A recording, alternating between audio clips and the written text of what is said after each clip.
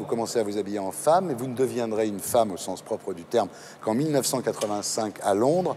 Vous dites « Un matin nouveau, je me réveillais dans une rose ». C'est joli, non?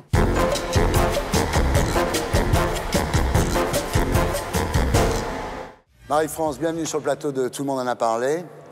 Alors, vous êtes née à Oran le 9 février 1946. Votre mère, qui avait déjà eu 2 garçons, rêvait d'avoir une fille. Donc, pour elle, vous étiez Marie-France dès votre premier cri. Maryse. Je devais être Maryse. Alors, votre mère vous coiffe et vous habille comme une poupée jusqu'à l'âge de 5 ans, en fait. Ce qui n'a pas dû être pour rien dans ce qui vous est arrivé par la suite, j'imagine. Je pense que ça devait être une évidence pour elle, parce que tout le monde disait « Oh, quelle jolie petite fille vous avez », tout ça, donc... Votre père était cheminot, et vous avez une enfance modeste et heureuse, avec votre mère, votre grand-mère, vos 2 frères, et votre père. Alors, votre père, il était un peu rustre et violent. Macho de base. Ouais, mais beau gosse, hein. Beau gosse, Tyrone Power. Alors, dès votre plus jeune âge, vous êtes attiré par le monde des femmes, les poupées, les maquillages, les cheveux longs. Mais en fait, vous ne pouvez pas assouvir ce penchant au grand jour, quoi. Il y avait un traumatisme, c'est certain. Dès ma plus tendre enfance, il y avait quelque chose qui n'allait pas dans ma vie et ça allait de moins en moins bien, d'ailleurs. Et c'est vrai que j'étais attirée par les femmes. Je dessinais que des femmes. Et puis, il y avait aussi Saint-Laurent qui débutait et qui glorieusement à Paris dans la haute couture. Qui était oranais comme moi, donc c'est vrai que... Alors vous dites à l'école, j'ai aussitôt ressenti que j'étais à part. J'étais complètement à l'écart des autres. Ouais. À l'époque, vous rêvez de Brigitte Bardot, de Martine Carole, qui sont un peu vos idoles, quoi. Oui. Ouais. Oui. Alors à 13 ans, premier flash amoureux, un prof de 6e qui lui a 28 ans, qui ressemble à James Dean, il vous embrasse, il veut aller plus loin, mais vous vous débattez. Dans un cinéma. Et moi, j'en tremblais, et de désir et de peur. Ouais. Alors, la seule à qui vous pouvez raconter tout ça, c'est votre grand-mère, qui compatit, en fait, petite non? grand-mère. Ouais. Alors, le 1er avril 1960, vous tentez de vous suicider avec un mélange d'Optalidon, de Phénergan et de Morora.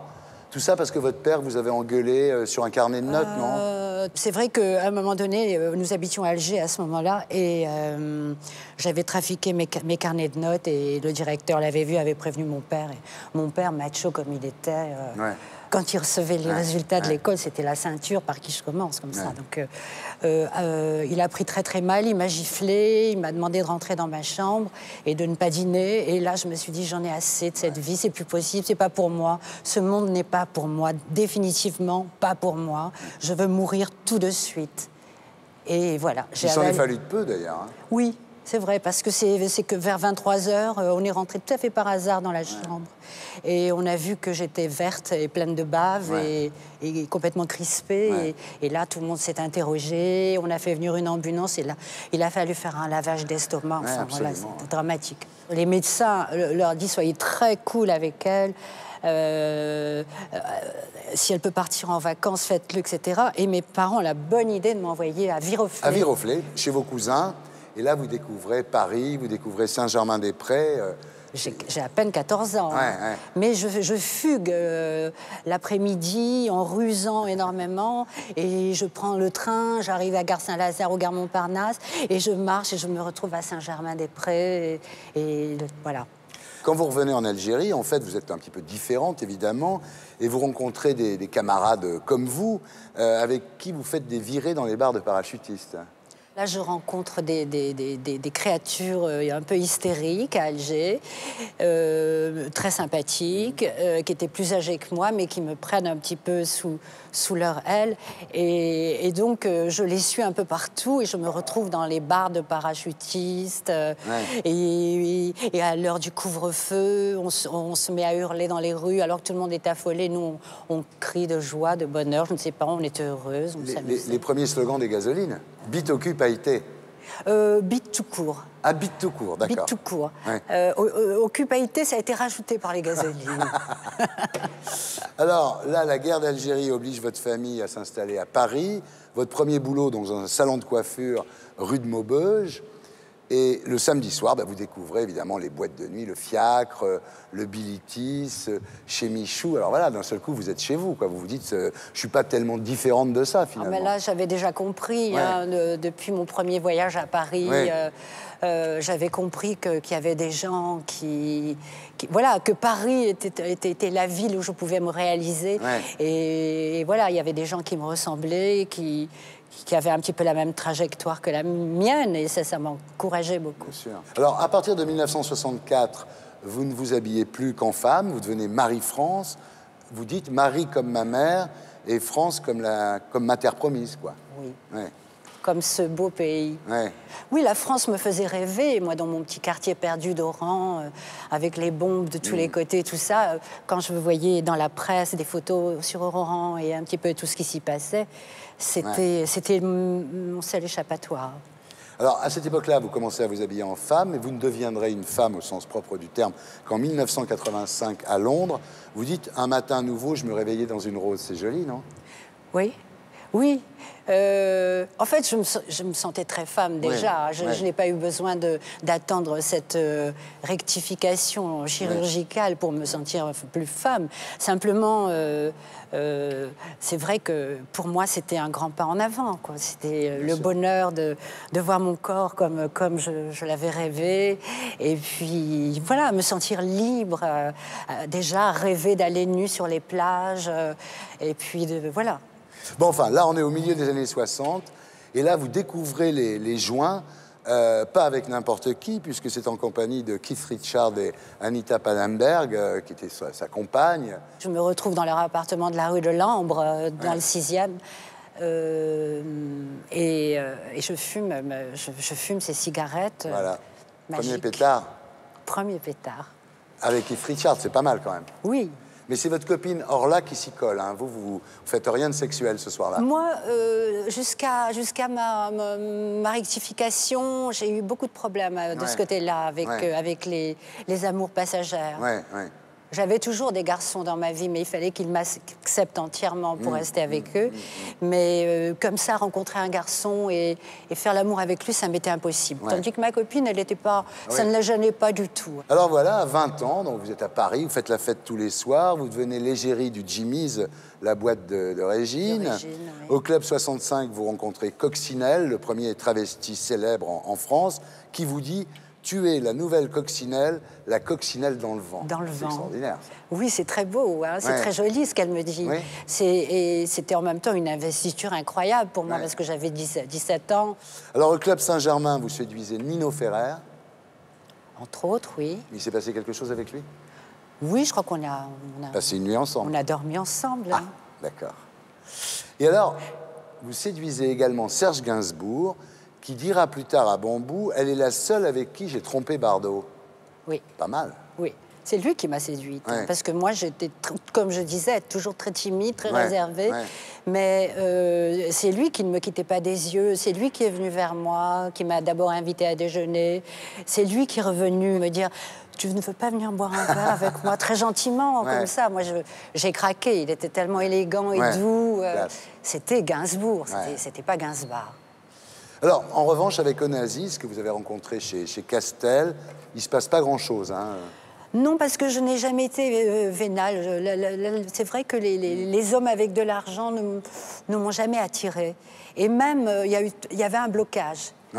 D'ailleurs, il y a toujours un blocage avec les gens qui ont de l'argent. Alors c'est incroyable parce que vous refusez pratiquement une aventure avec Onassis et quand vous partez, il vous donne 5 000 francs pour payer le taxi quand même, c'est pas mal. Bah oui, parce qu'il voit qu'il peut rien, rien avoir de plus. Donc, bah voilà, ça se finit comme ça. Mais en fait, si j'avais voulu, j'aurais pu. Il était vraiment à genoux à mes pieds. Hein. Alors voilà, c'est en 1969 que Jean-Marie Rivière vous engage à l'Alcazar, dont vous ferez les grands soirs. Hein. Oui, après avoir dansé toutes les nuits pendant plusieurs années et ne rien faire du tout. Et un jour, je me suis dit, il faut quand même que tu te décides peut-être de faire quelque chose. Et la seule chose que j'avais envie de faire, c'était d'être sur scène. En 1972, vous fréquentez le FHA, le Front homosexuel d'action révolutionnaire.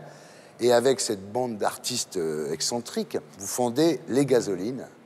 Donc vous traînez de vernissage en fête branchée, en hurlant, donc bite au cul pailleté, on est bien d'accord. Voilà, c'était ça. Et puis arriver dans des réunions très, très sérieuses, où les gens se prenaient la tête à parler sur des sujets graves. Et là, elle rentrait, elle criait bite au cul pailleté. Donc évidemment, on a été très remarqués. Ouais, c'est formidable. Alors là, vous créez votre spectacle en Marilyn. Et c'est l'apothéose, c'est vraiment le succès. Vous êtes à la fois la star du Paris de la nuit et en même temps la star des intellos branchés un peu décadents. Vous rencontrez Téchiné, qui vous donnera un rôle dans Barocco. Vous tournez pour Arietta, vous montez sur scène pour Frédéric Mitterrand. Oui. Enfin, vous, voilà quoi. C'est Frédéric Mitterrand qui me fait faire mes premiers pas au théâtre. Oui. Ouais. Et puis ensuite Marguerite Duras aussi. Bien entendu, avec Navirna est absolument. Voilà. Alors, quelle a été la réaction de vos parents quand vous avez commencé à connaître cette célébrité, justement? Mes parents étaient très inquiets pour moi parce qu'ils savaient que c'était une vie un peu marginale. Je n'avais pas de papier. Voilà, mon père était comme ça, donc il fallait que je sois à la sécurité sociale, que j'ai des papiers. Ils ne comprenaient pas que je puisse vivre comme ça. Pendant toutes les années où j'ai fait des expériences qui ont duré, à mon goût, trop longtemps, ça a été comme ça avec mes parents. Donc vos parents réagissent comment? Ils sont un peu bluffés, mais en même temps, bon, eux, ce qui les fascine, ce qu'ils auraient voulu, c'est de me voir arriver avec ma voiture, mon appartement, être déjà... mais bon, ils voyaient bien que c'était pas ça. J'ai toujours été une petite chose comme ça, un peu trimballée. Alors, comment réagissent vos frères? Alors, mes deux frères, ça va. Parce qu'ils ont bien amorflé aussi avec mon père, donc... Ça va, mes deux frères. Oui. Il y en a un, Robert, dont vous avez découvert l'homosexualité, en fait. Oui. Donc ça vous a rapproché, j'imagine, quand même. Non, pas vraiment. Ah bon? Un peu, mais non, parce que vous savez, c'est pas parce qu'on est homosexuel qu'on est brillant. Et vos amis, comment ils ont réagi devant ce succès? Moi, j'ai toujours été aimée par les gens à Paris, par mes amis. Toujours été très, très supportée. Par eux. Quelles ont été vos relations avec les médias à l'époque?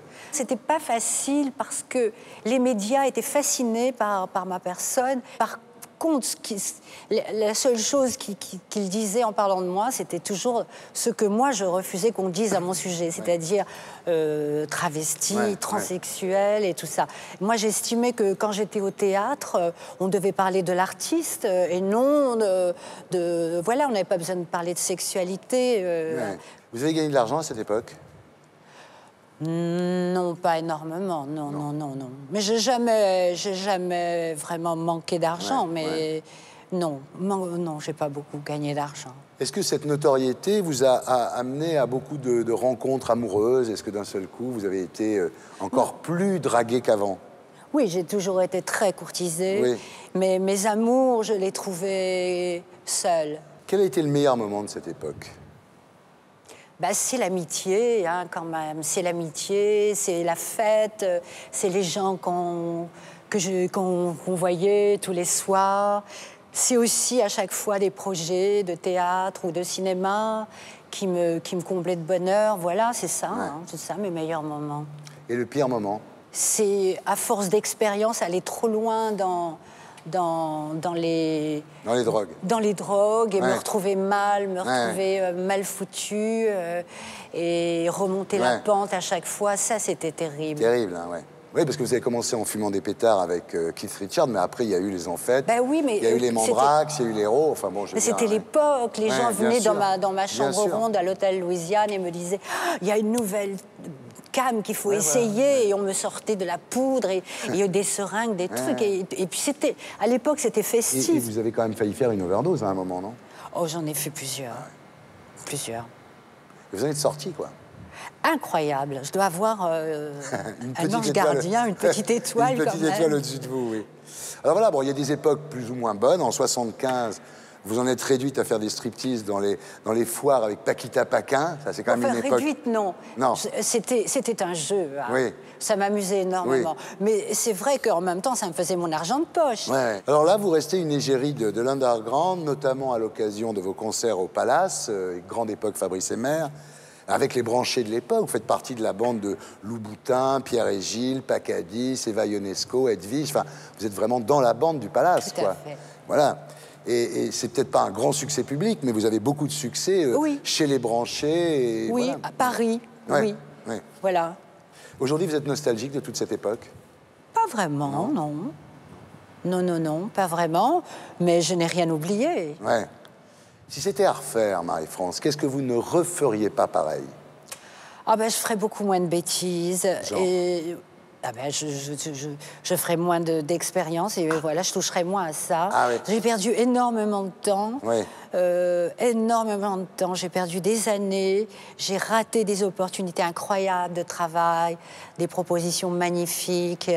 Puis j'aurais fait aussi mon changement. Plus tôt? Plus tôt, beaucoup plus tôt. Ah oui, parce qu'à partir de ce moment-là, je me suis sentie tellement bien dans ma peau et j'ai pris la vie avec une sérénité jusqu'alors inconnue. Ouais. Le jour où vous allez mourir, qu'est-ce que vous voulez qu'on écrive sur votre tombe? Sigi, Oui. la Marie-France, Wow. chanteuse et artiste. Ah, c'est très bien. Chanteuse et actrice. Au revoir, merci. J'étais très heureux de rallumer la lumière sur vous. Merci beaucoup, Marie-France. Merci. Et pour être sûr de ne rien rater de Inarditube, abonnez-vous et mettez un pouce bleu.